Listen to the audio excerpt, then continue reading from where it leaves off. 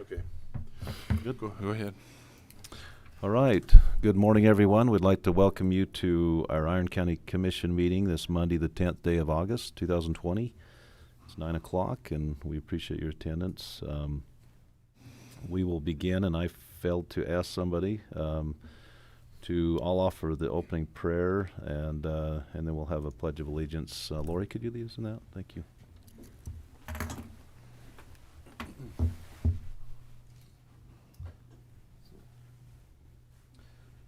Our Father in heaven, we're grateful for this opportunity to meet this morning in this Iron County Commission meeting. We're very grateful for the favorable circumstances we find ourselves in and the many wonderful blessings thou dost bestow upon us in our lives. We're grateful for those in our county who serve so well and keep the county running. We appreciate our first responders and the other departments that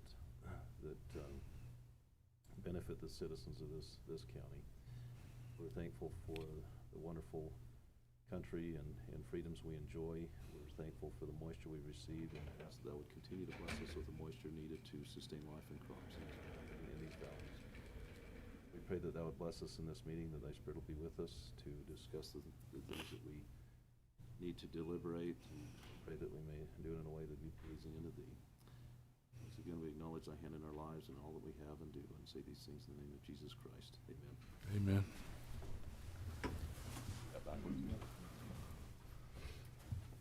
I pledge allegiance To the flag of the United States of America and to the republic for which it stands, one nation, under God, indivisible, with liberty and justice for all.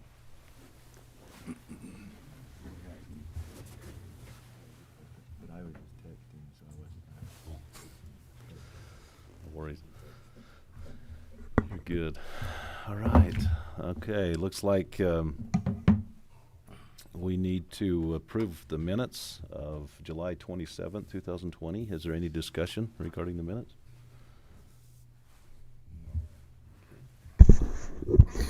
I would move to approve the minutes of the July 27th, 2020 commission meeting. Second. Okay, it's been moved and seconded to approve the Iron County Commission meeting minutes of July 27th, 2020. All in favor? Aye. Motion carries. Thank you.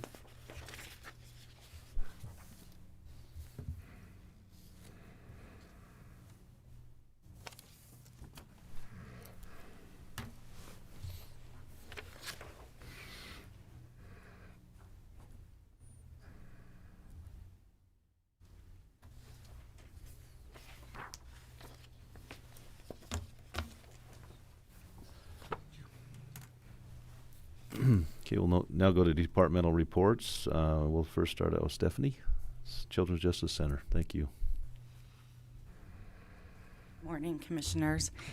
I'll go ahead and I'll just start out with for the financials for 20 to 21, because my budget runs different than the county's. Mine's from July 1 till June 30th with the state, and so we were fortunate enough that we didn't take a budget cut. We were anticipating a budget cut from the state with the CJCs, but the Attorney General's office had stated that if any cuts came in, that he would take it in his department, because he knew that the Children's Justice Centers were running on a pretty small amount to begin with. You know, I get about $189,000 a year from the state to run 4 counties, 4 Children's Justice Centers. So it's not a lot of room there for them to be cutting much of my budget. And so I was grateful for that. And we actually got a little bit of an increase after it was all said and done, when they got done splitting up per cases.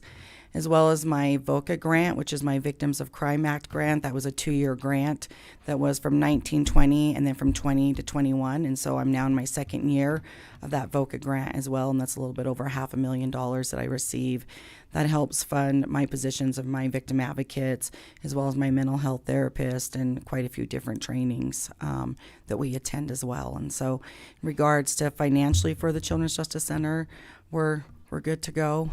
Glad that everything worked out okay and that they were able to balance those numbers for us, and so that way we didn't have to worry too much on regards to cutting our budget for this next fiscal year.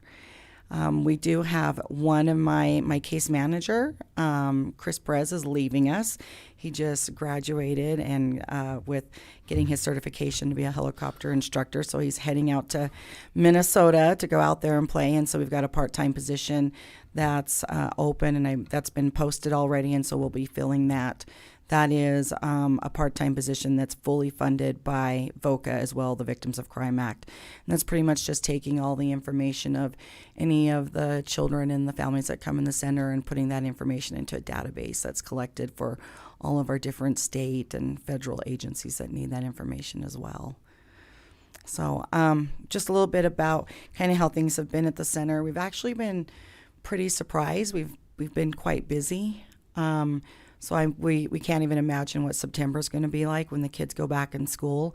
We know that every year during that summer break, there's so much that happens to these little ones at home, and they're not interacting with other adults, that they trust, a lot of times during those summer months. And so when they go back to school and they start, engaging with their peers and teachers, they'll usually start talking about what had happened to them. And so we are just prepared for that. We know we're going to be super busy this fall, considering that they've been, out of school for, is it 5 months now? It's almost a half a year that they've been out. And so we're just really preparing ourselves, for that. And our therapists are ready to get back into the schools as well. That's another thing. So because my two mental health therapists that we contract with, Natalie Townsend and Tori Topham, they're actually located in the schools. And so with school being out, a lot of those kiddos who are receiving mental health care have not been receiving mental health care either during this entire pandemic that's been going on. I mean, they've done the best that they can with doing any type of telemental health, through over the internet and stuff. But a lot of times it's really hard that they've expressed that, they've got a family and there's no safe place for the kiddo to be able to go to a different part of the house where they're not being interrupted, constantly, in order for them to really receive the best mental health services that they possibly can get. And so we're excited to get our therapists back in the schools and start working with those kiddos again that really need that. So other than that, nothing new going on at the CJC. We have Garfield County. We are just right there. We should be opening up and providing services here by the end of the month. We've obtained the building. It's the old, I think it's high school. It's the old high school there. It's been completely repainted, new carpet. We've got all the furnishings in. I believe it's this week. The video and audio will be going in. And so Teresa Wood, who is my victim advocate in Beaver County, she'll actually be handling all of our cases there in Garfield County as well. And so that'll be the last county in the state of Utah for coverage for a Children's Justice Center. And so that is quite an accomplishment for our state to be able to say that we provide services to our entire state when it comes to addressing, child abuse, especially when you take a look at some of our neighboring states. I've mentioned it before, and I always say Nevada because I was born and raised in Nevada, so I always feel like I can talk about Nevada. They've got 4 for their entire state that they have advocacy centers to address. And so that's a lot of times that I'll hear.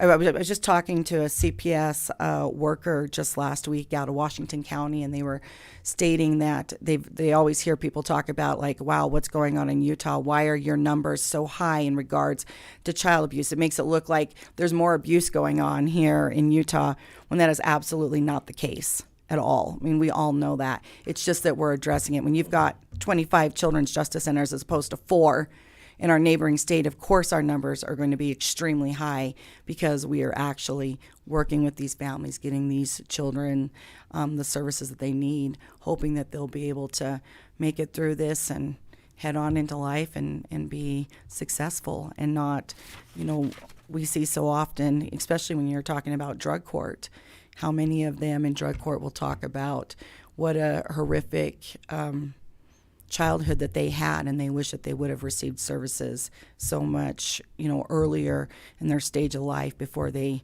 got to where they're at now, and with them being, in drug court and in jail and incarcerated. And so that's our goal, is to just help these families as much as possible to be able to move to begin the healing and the process of what's happened to them. So, any questions for me at all? No. It's still my home away from home a lot of days, Right? whether on the police side or on the commission side. So I still appreciate you. Appreciate your critical service for these kids, Stephanie. Great. Thanks for your report. Okay. Thank you. You guys have a good rest of your day. Thank you. All right, Lori, Justice Court. Good morning. Morning. Morning. So we'll just start with the Justice Court budget. We're slightly under budget. I think the biggest impact we'll see due to what's going on in our community and our nation is the training budget. Not being able to go into any training, you'll see that we probably won't utilize much of that training budget this year. I know that in the fall, the AOC's training will be all remote access. So we'll be slightly under budget. Everything else is fairly consistent because technically we're still operating and staying busy. The biggest challenge for the Justice Court is the in-person hearing. We still cannot hold an in-person hearing. We're starting to do all of our arraignments via WebEx, which is a remote access. So that's effective. Actually, it was effective August 1st. And bench trials must be held via WebEx, remote access. So everything else is moving. If someone has a pre-trial, we do give them the option if they want to wait for an in-person hearing, so they can wait for an in-person hearing. So little bit of delay on those on that particular aspect of the process. As far as our reporting that I like to share with you, so I ran this from January through June, just till the end of the second quarter. And obviously a lot of citation writing was down, mainly in April and May. So we've got probably about, of the major categories, your moving violations, non-moving violations. It'll also include controlled substances, the domestic violences. The total number of cases in those major categories are down about 705. But I thought it was interesting. On assault, for the first two quarters, we only grew by one. So in 2019, there were 23 cases, 24 in 2020. Controlled substances, a little bit, in my opinion, of a marked increase from 270 in 2019 to 364 in 2020. So that was a 94, case increase. And domestic violence cases, we had 25 more in 2020 so far this year than there were in 2019. Obviously the court's never really supposed to be considered a revenue generator, but just as a matter of information, just for the impact that COVID is causing, about $65,000 less in revenue that was collected in 2020 versus 2015. And so the impact to the county there is about $52,000, because $13,000 of that has been dispersed, was not dispersed to the state that would have been, in years past. And the citation writing, like I said, when I talk to this citation writing, because I don't ever want to appear to be critical or telling the law enforcement agencies that they need to be, writing more citations, but just as it impacts our work. We're fairly consistent. Again, it was March and April that had the biggest decline. So we're only off by about 360, 370 cases. But that doesn't include July, because we don't have July figures yet. Just mentioned, and I think I went over the WebEx. I want to really give a shout out to the staff at the Justice Court. Our staffing has remained consistent, which is a blessing for us over the last few months. And they've managed this. There's these. We had the calendar scheduled out so far, and so when we couldn't do in-person hearings, we only started moving things 1 month at a time in hopes that we'd be able to go back to in-person hearings.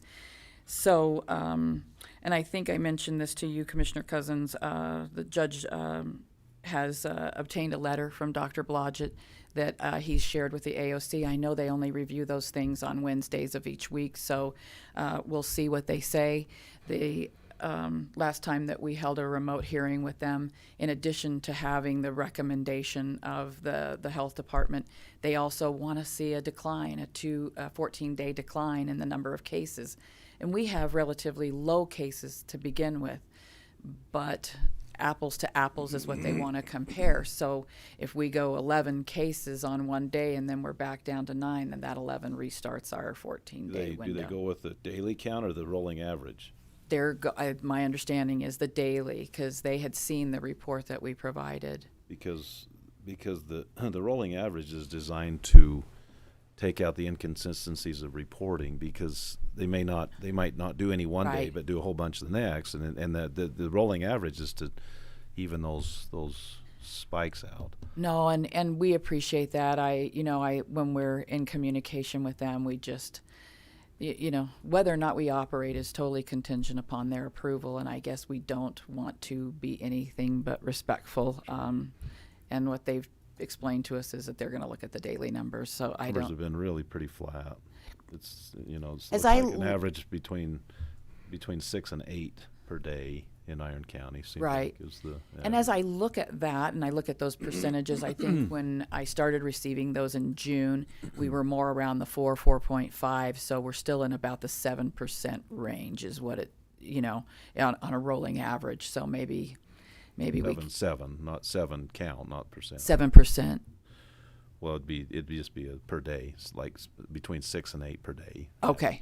average. Gotcha. Just in Understood. average cases, yeah. Okay. So I'll stay in touch and I'll let you know, because obviously we're anxious to do that, and it would help move the processes along.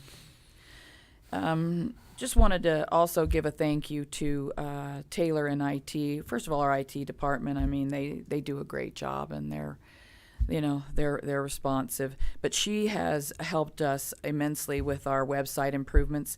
So because of everything that's going on, we really revamped the information that's available for arraignments, which is the first stage of the court process.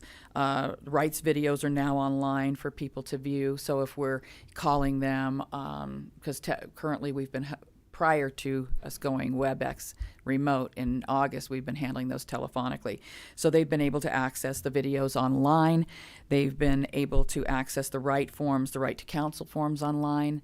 And if you ever have a moment, or if you even want John to bring it up, not to, but it's been really, we're proud of it. And a affidavit of indigency forms are online now. Our judge also allows plea by mails, and she always had.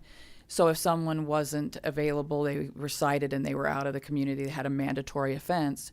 If they didn't want to come back and they were pleading guilty, she allows a plea by mail process.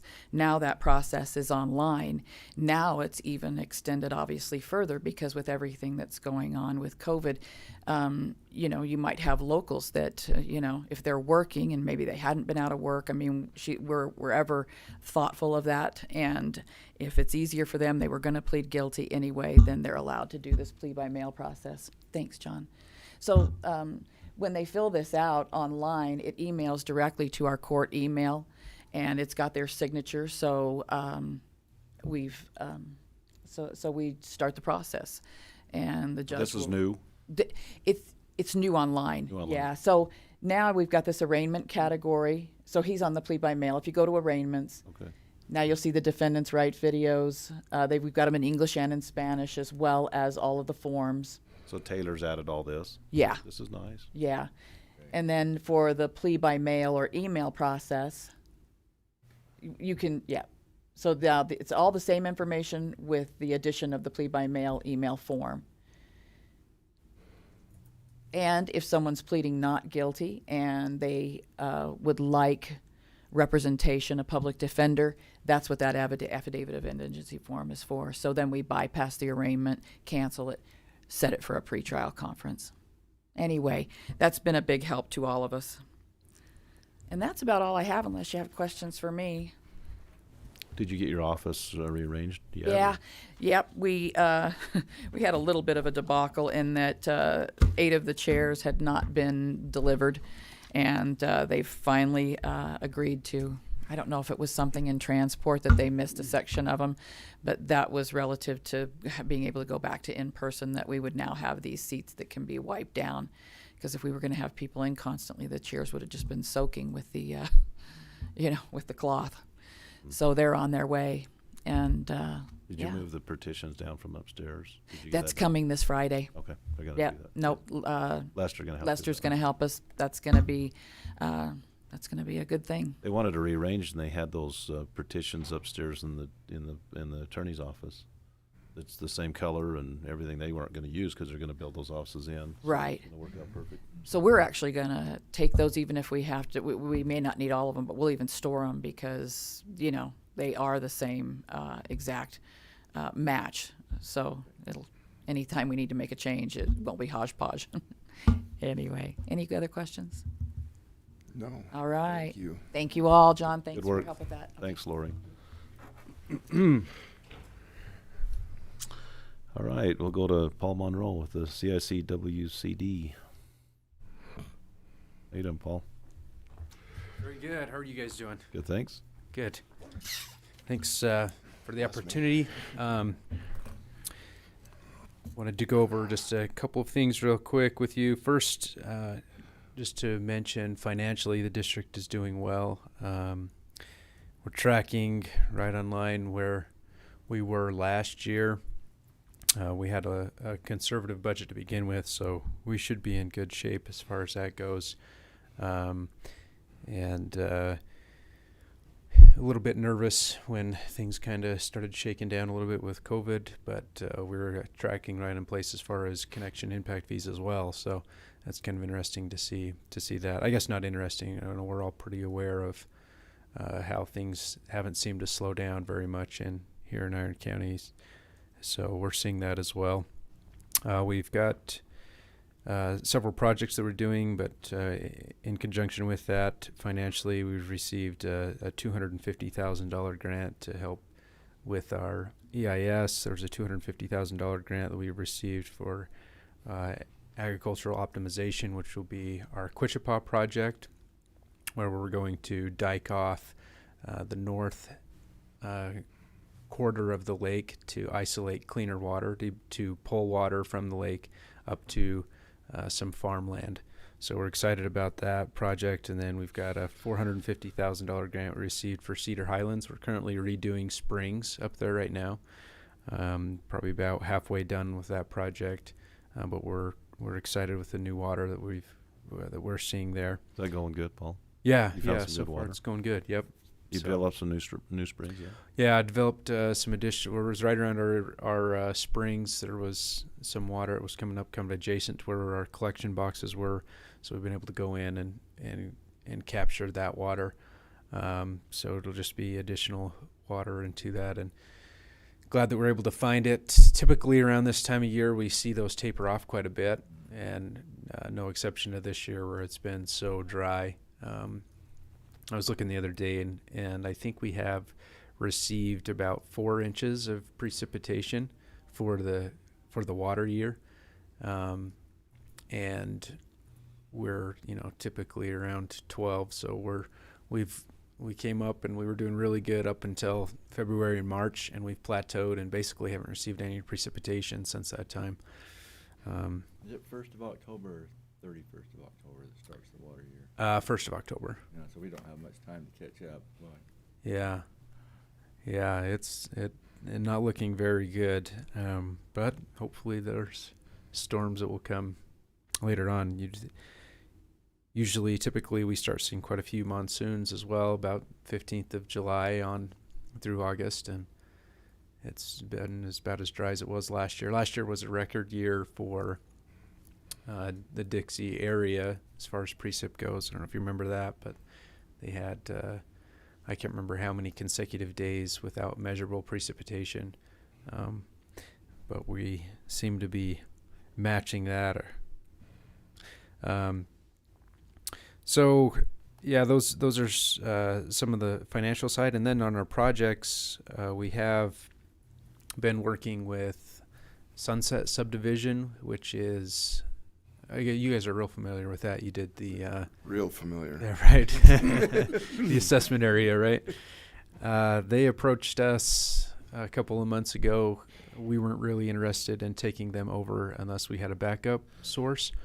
So we were able to reach an agreement, or we're working on an agreement with Cedar City. We think that that'll go through, but we were really hesitant to be able to supply a system that just has one standalone well. We don't want to be caught somewhere where we only have one source and have trouble being able to supply them. So I think we're going to be able to make that work, where Cedar's got some water lines that go right through the subdivision. We can So tie was it into that that. 8-inch line that they bring from Coachella Creek Canyon? Yeah, yep, right from the spring line that. They just tie into that for your, Yep, and there's always water in that, even if the springs are low. because it pushes it back. Isn't there some head pushing back? Yeah, so you've got, if the wells kick on, we could receive water from the wells because there's no check valves or anything from that. So it's in the same line as their springs. So we're working on that, and we'll probably have that system assumed within the district by the end of the year. And Cedar City's going to work with you on that. Yeah, that's what we're working on. I mean, it sounded preliminary. Went to their city council and talked to them. They'd have to change an ordinance, and so they gave the nod that they'd be willing to do that. So now we've just got an agreement sitting on their desk for them to Just emergency only. just emergency only. Yep. Yeah, that's the intent. But we're happy about that with the agreement with Cedar City. As well as some agreements with Enoch City. Enoch's had a couple of wells that have gone down, and we just started supplying them water last week. So there's some goals of mine this year were to extend some additional agreements with Cedar City and Enoch, and I'm glad to see that they came through on different levels of how. I mean, it was the end result of what we wanted, but one of them was with what's called the 4B Ranch subdivision, which is by Westview, the Westview subdivision there. Cedar City is going to maintain that subdivision. It's in city boundaries, but they didn't have a water line close. We're supplying water to that system, so we're able to start the groundwork of some of the interlocal agreements between us and both the cities. So that's been a good accomplishment for me personally, and some of the goals that I had as far as connecting those two cities to the district. And that will tie the two together. For Cedar City, it ties just the subdivision itself. But we're actually working on a large project that will interconnect the two. Hopefully next year we may towards begin. Enoch, where that'll happen. It'll probably happen potentially at the Y, but we'll see Oh, okay. at the higher pressure zone. But we'll have to Don't you evaluate. have the issue with the Cedar City being a lot higher pressure than the Yeah. district? Yeah, and Like, aren't they almost like 300, and you guys are at like 120 or 150? yeah, we're probably not even that high. We're probably 90-ish. So they'd have to inject the water. Yeah, it would just be PRVs and then booster pumps. Yeah, so we'd have to do some pressure reducing valves and then some. So we'll analyze that some more to better see which place would be best to make the connection between the city and us. But I think it's a no-brainer. I mean, yeah, if one or the other got in trouble with water, we can help each other out. yeah, Good thing. yeah, exactly.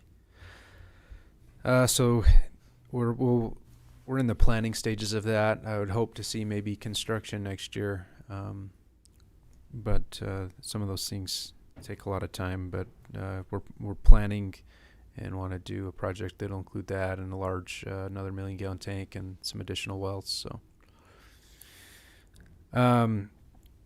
Chickasha Cliffs, we're actually conducting an assessment area for them. So we're putting in a new well and a new water line and a new a new booster station or a new pump station for that system. And we're just in the process of constructing the well right now, and we'll be going out to bid soon for the pipeline and the well house. So So is that replacement or is that expansion? probably neither of those. It'd be more of just a additional source. So Chuck Shawnee has the well that's there is satisfactory as far as quantity goes, but the water quality is extremely poor. So we're trying to find a better source of water, and we think we're in an area. So the water level of TDS is 1,600 that they drink. Yeah, and the well adjacent to where we're drilling is 400. So we're 4 times less than. They're going through appliances pretty bad down there in their Yeah. home, like a water heater a year type deal. Some have experienced going through a water heater a year and It's pretty bad. dishwashers, and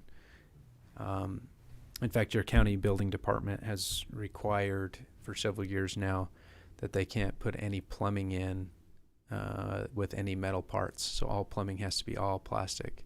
So even the fittings and everything that way has got to be plastic, because they've had so many issues of those corroding and blowing out and flooding homes and things that way. So that's underway. There's a lot of people down there that are really excited about that. I already mentioned Cedar Highlands and that project. It's going well. And then the other project we have is our Pine Valley Water Supply project. And we just filed our application for a right-of-way and filed a draft environmental impact statement with the BLM. And so that's actually out right now for public scoping, public comment, and that'll be open until August 19th. So would encourage any of you or anyone that's listening to go in and write a comment of support for that project. It's clear that that's a project that we're going to need in our future, additional water resource for our valley. So Paul, would you email us a link? Yeah. Of where we go comment on that? Yep, can do. We'll do that. Yep. Is any of that right away other than BLM? That It- pipeline, like state or? There's a little bit in state, and I think about 25% that's private. But the right-of-way itself it's actually all within the county road. So we're building it all within the county road, except for I think 2 miles where we cut a little corner. It may not even be 2 miles. It might even be closer to 1 mile. But yeah, it's all within the county road, and we don't anticipate large impacts culturally, biologically, or on private property as far as any type of impact as for a private entity in their property. So in fact, where we do crosscut, it is on BLM land. So Private owners are probably tickled to have a water line come through their property. yeah, Marilyn, you have some property Yes, out there, I don't was- you? Yes, in fact, I was just gonna say, will that be possible for us to tap into that? Yeah, potentially. Yeah, Will we? yeah, yep. I noticed that on the public comments, there were, I mean, the meeting that they had, but it was online, so there was only 34 people online. Yeah. Is that right? That was kind of disappointing, which I wasn't on there either because we were gone, but, they were kind of negative comments I took. Yeah, I looked at most of the participants, and most of them are from environmental groups. Oh, is that what it was? Uh-huh. I know some of the ranchers. I talked to one of the other ranchers out in the valley a couple of days ago out there, and he's really concerned about our tables dropping, the water tables dropping. And is there any kind of something in there to help us if that happens? For our springs or whatever that way? Yeah, so the plan itself has a lot of mitigating factors in place. And that's part of it. Additionally, our water right was approved with a groundwater management plan. Yeah, and that's going on right now? Yeah, so the I water right understand. was approved with a groundwater management plan. The other thing is we've done the best that we could trying to analyze those basins without actually pumping them. You really won't know what kind of Until we- impacts until you pump it for 10 years or so to see what's happening. But we're going to set up, when we initially set up, we'll have wells and monitoring wells around that to see Yeah, I how read things that, are that's- impacted. yeah. And then,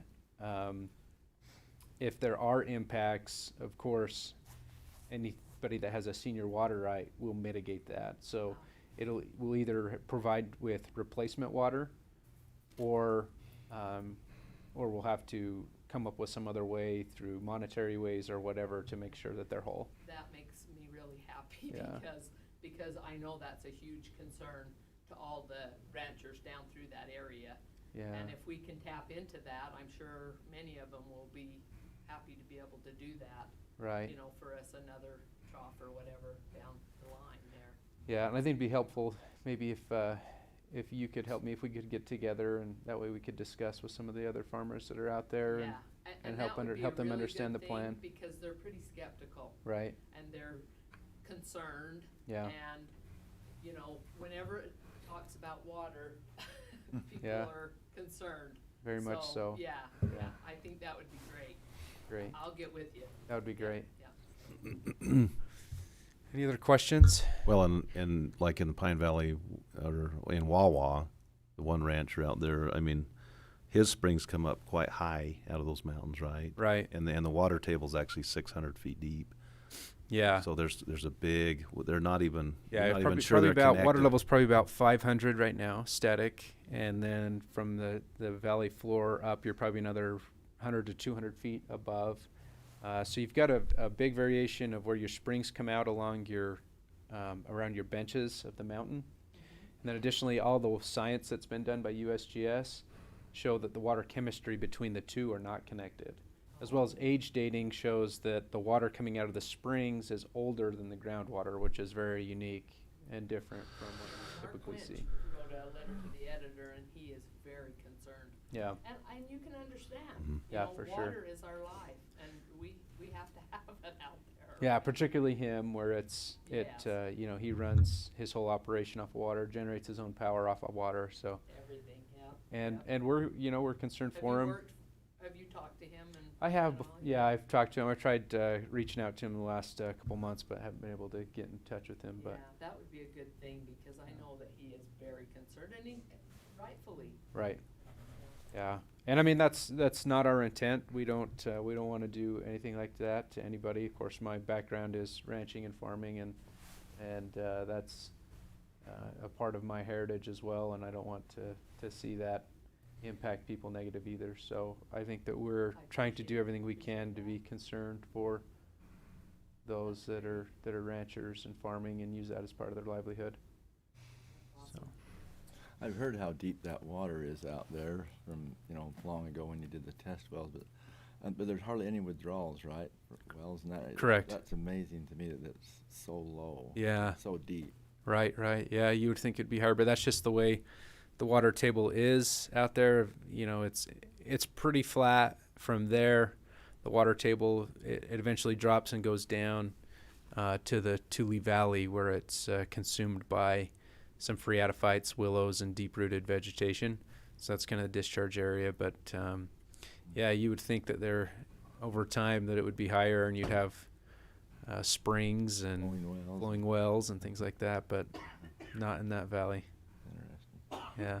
Well, didn't you, was it Wawa or Pine where you drilled some wells? They were, what'd you say, 500 feet static? And then there was some close by that were 200? They varied that much? Yeah, there That was was. interesting. Yeah. There was definitely a there's confining all that. layer of up above.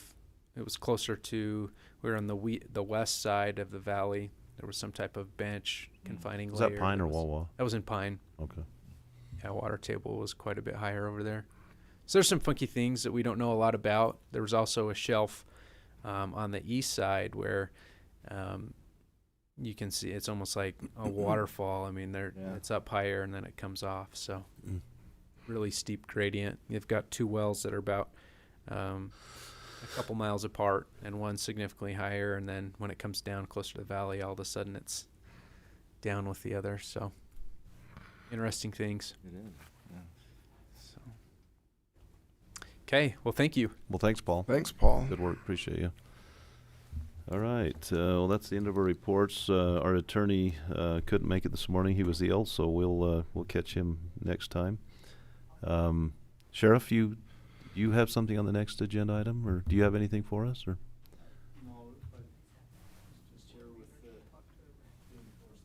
okay, perfect. Thank you. Appreciate you being here. Okay. Well, we'll go ahead and take a break. And oh, I'm sorry. I'm sorry. Commission reports. Thank you. No problem. 5 Mile Picnic area. We're going to start work today on the flood channel and so on the creek, or the creek. How could I say creek? On the creek. And so anyway, that'll Curtis will be up there today, so that's going to be exciting to get that started. Still haven't got the special use permit in place, but it'll happen one of these days. Anyway, the recorder's office has sent out an RFP to have all their parcel info put into the new ArcGIS parcel fabric.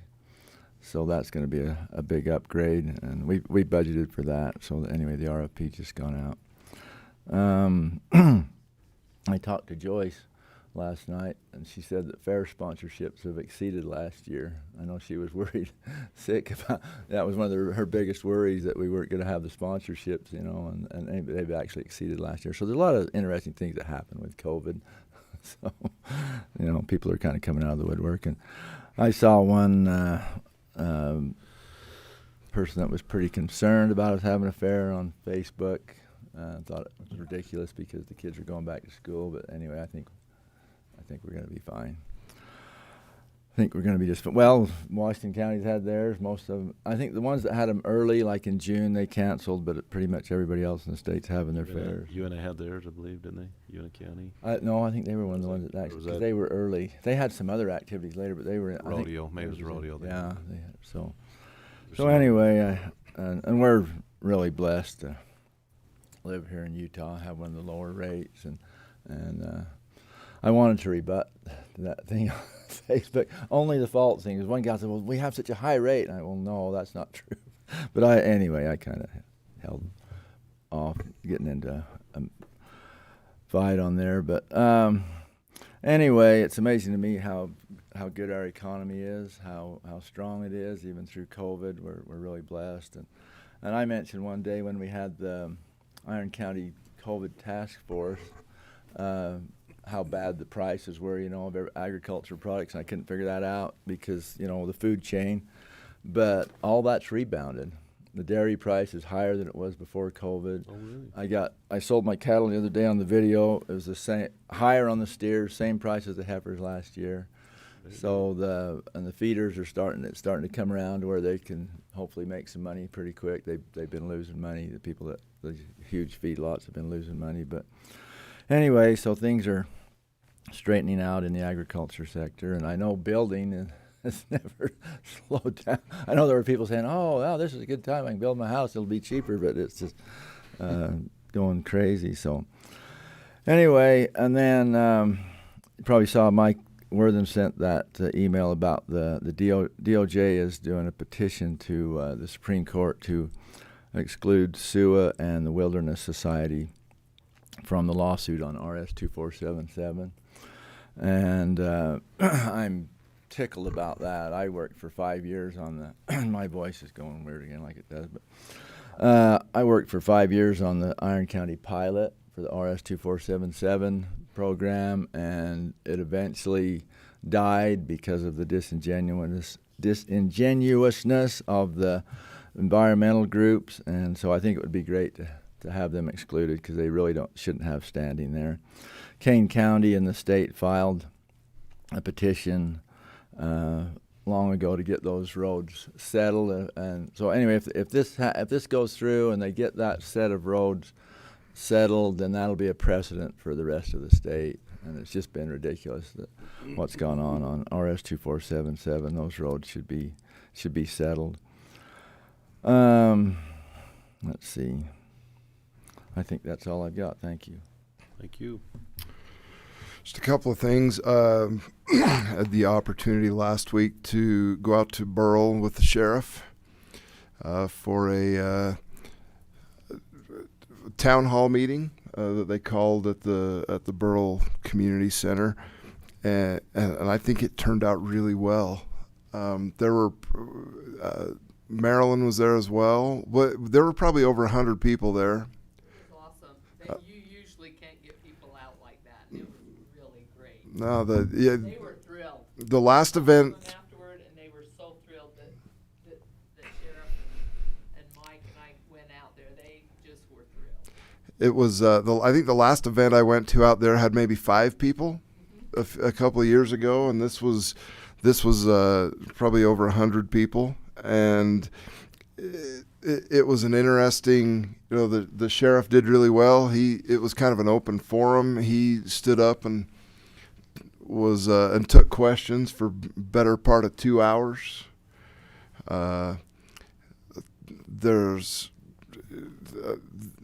sometimes we kind of don't pay so close of attention to the issues out in the west part of the county, and it was really good to have a face-to-face meeting and to hear their concerns and address thing.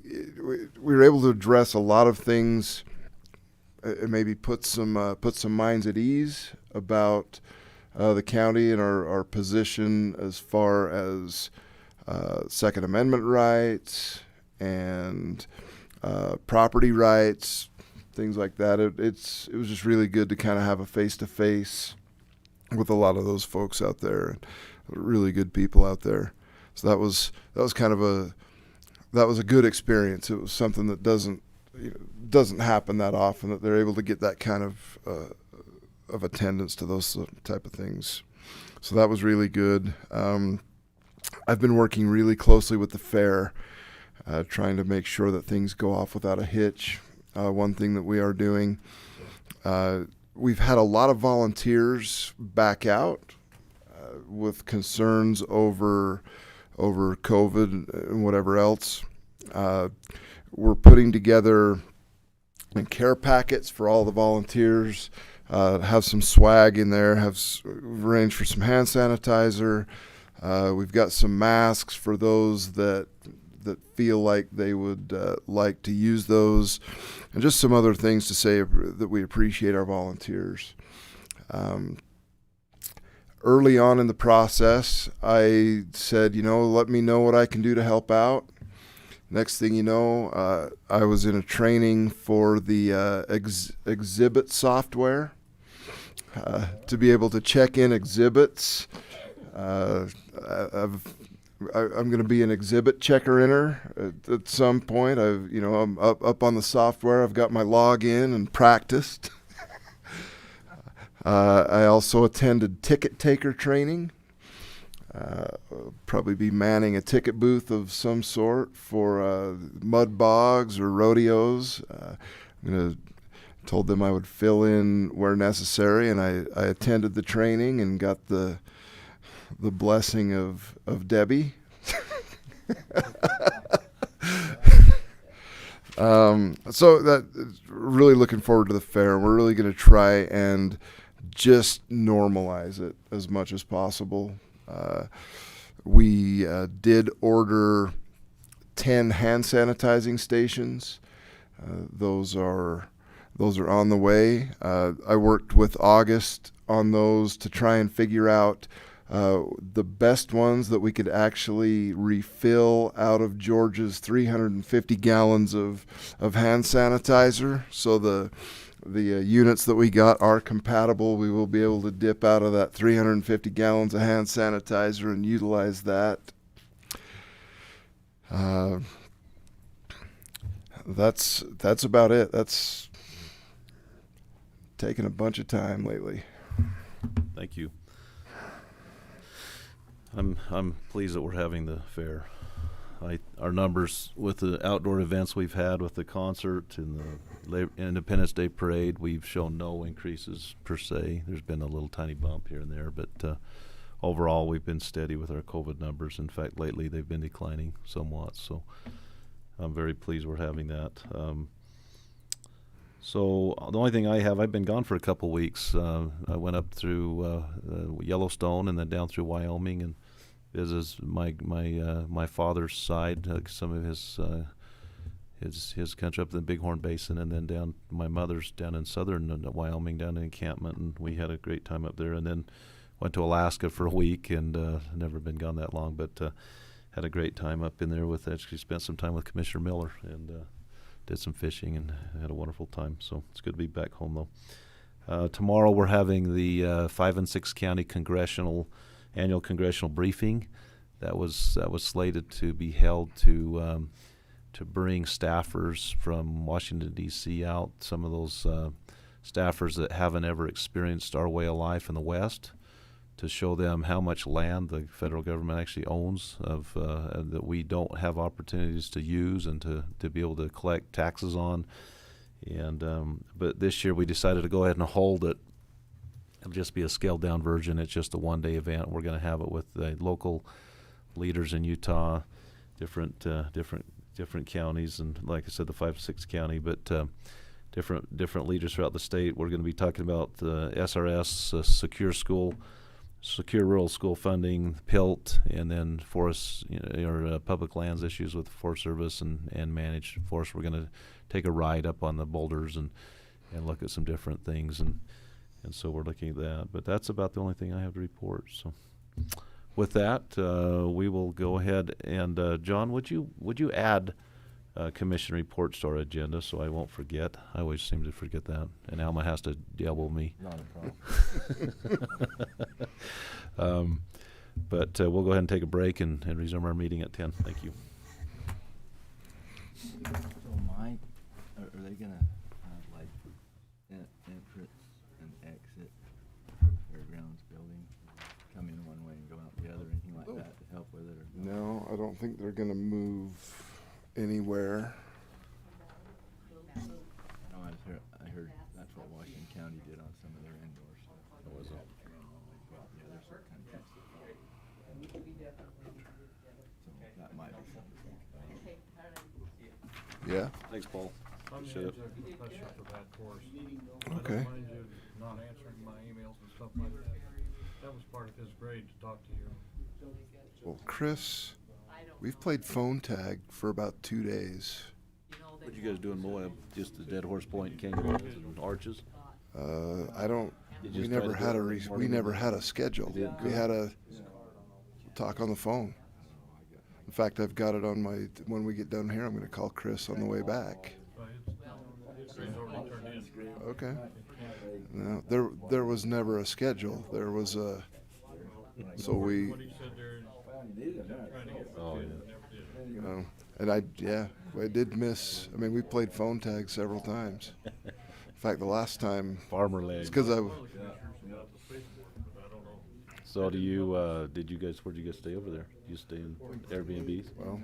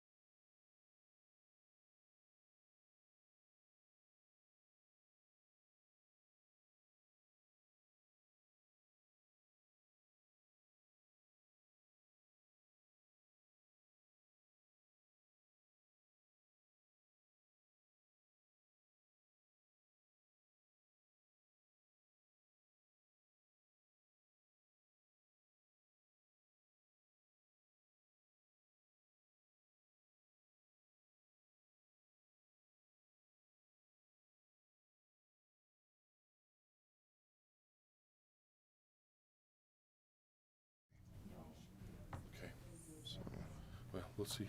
All right, Mr. Cousins, Ready? Are We're we gonna, ready. so are we, what's the verdict? Are we gonna?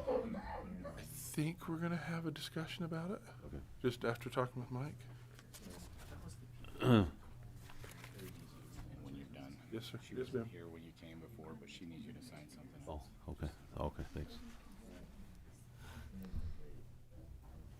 It's for alcohol.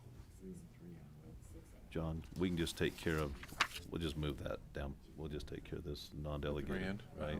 Is that okay? We just, That's kind of a good MO, I think, okay. just for sake of.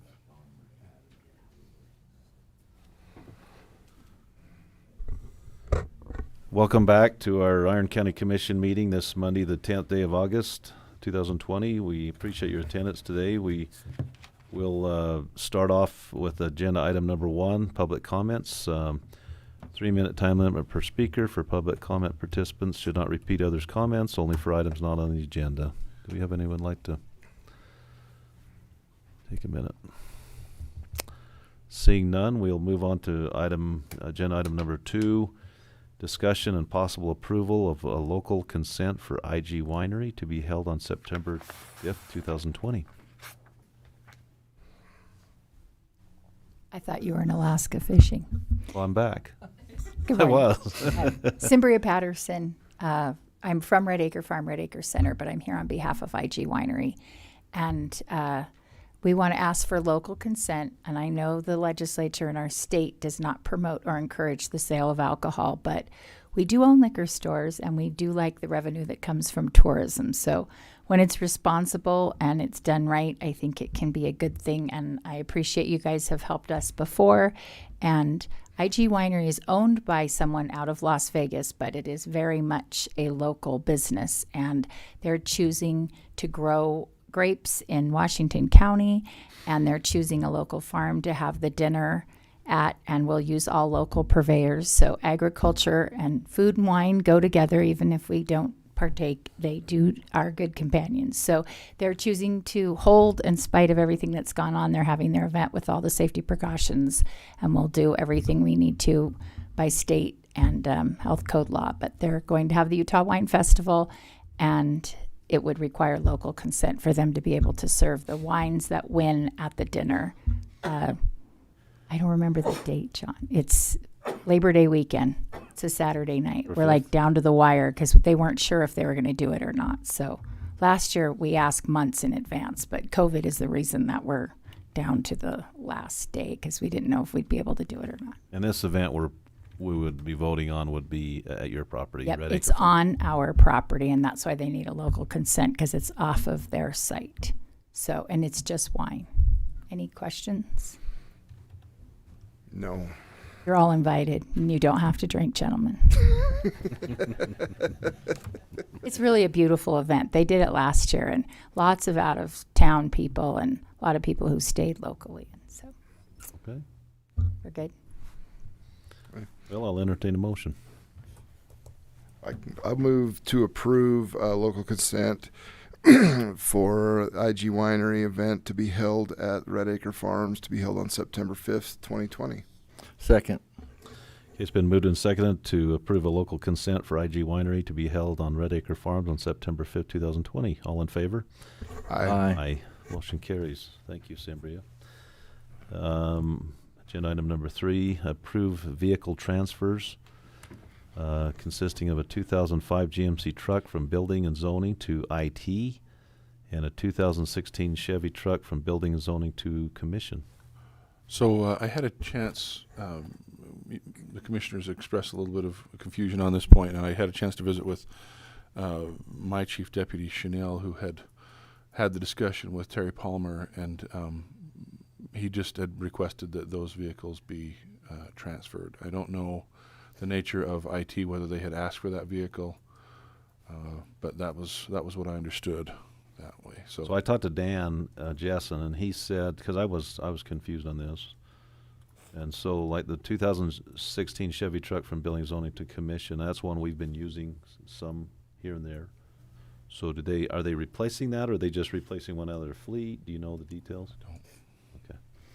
I think it was extra because we didn't add individual when Chad retired. Right. After the change there. It was actually kind of surplus, and I guess they discontinued using it. Maybe they used it a little. I don't know. Okay. I would say, I mean, I'm okay with it personally, but it sits there a lot of the time, and so if they need that truck, I would rather have them use it, you share it, versus Right. buy another one to replace something and have two of them sitting there. So Yeah, I don't think it matters whose name it's in. It's I do have one little bit of a concern, and that is between the clerk vehicle maintenance, vehicle operations budget, and the commission vehicle operations budget. That's about $2,000 a year, and because because of COVID, we kind of held off on the new vehicle policy, and because we held off on the new vehicle policy, some of these older cars need some tires. There are some more expensive maintenance things that are up and coming.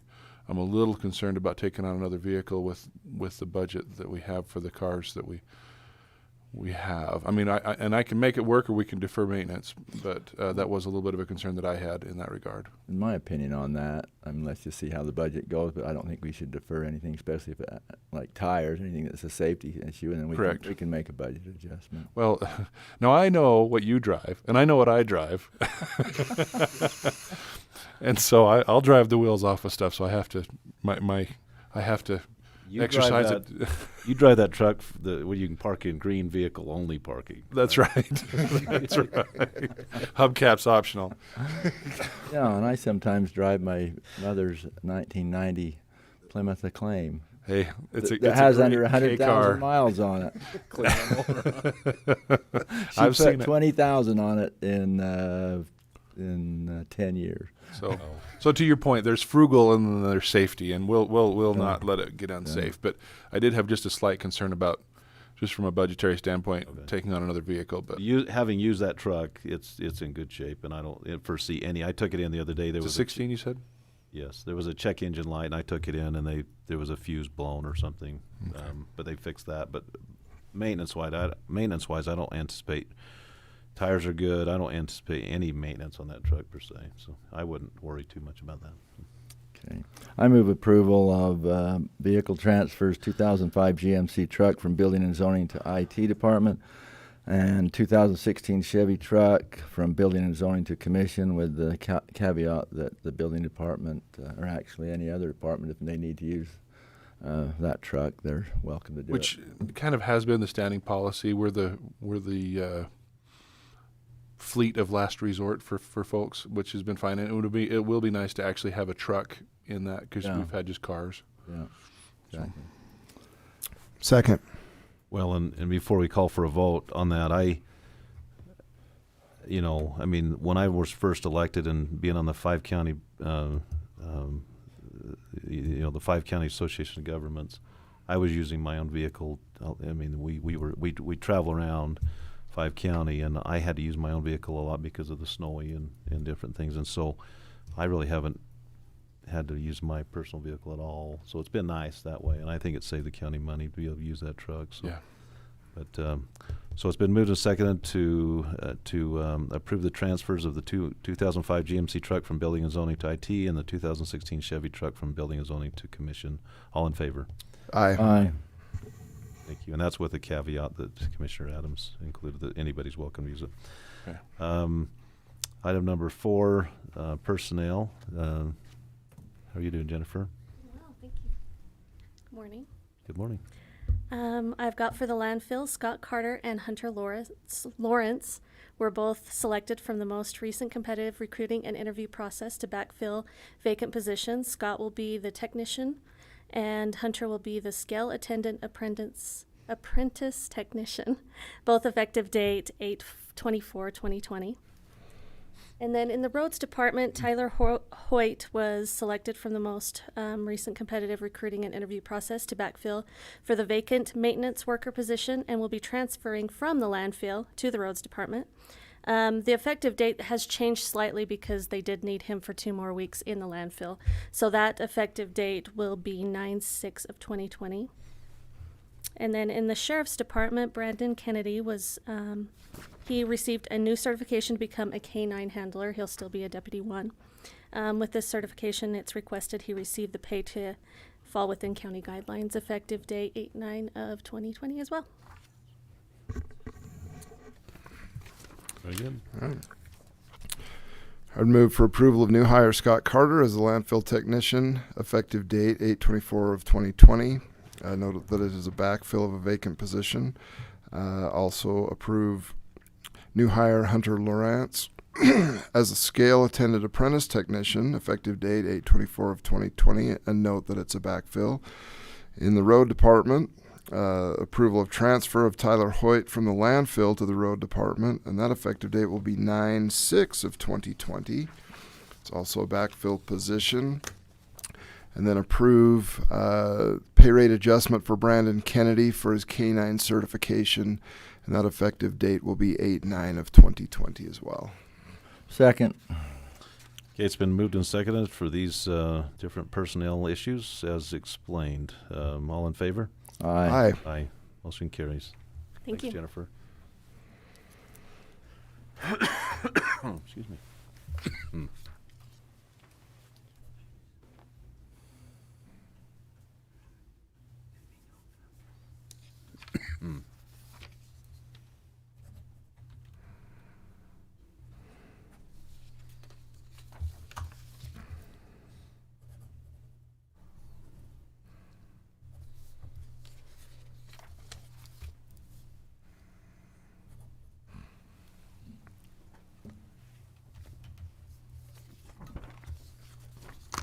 Thanks, Jennifer.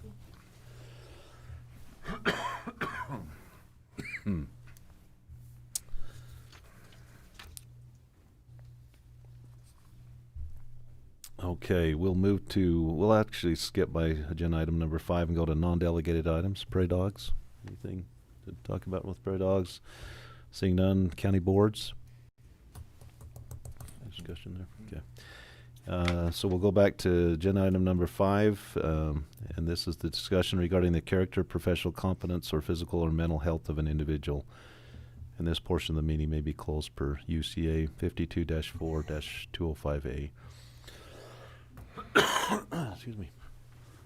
And I Need a motion suggest that you, would to go into for closed motion. session.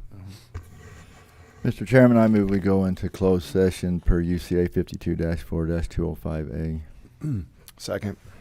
So, yeah. for the purpose of discussing the character, professional competence, or physical or mental health of an individual. Second. Okay, it's been moved and seconded to move into closed session for the professional competence, physical or mental health of an individual. All in favor? Aye. Aye. There's no hope. I've only got a few minutes left, and I'll never remember to say that. Mike has it all.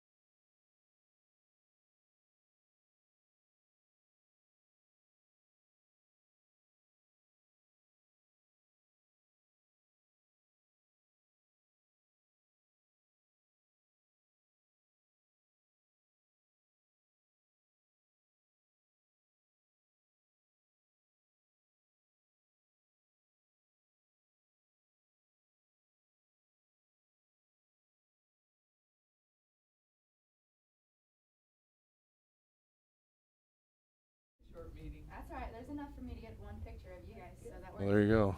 Okay, we're back in our county commission meeting. We'll move out of our closed session and into our main county commission meeting and declare this meeting adjourned. Thank you.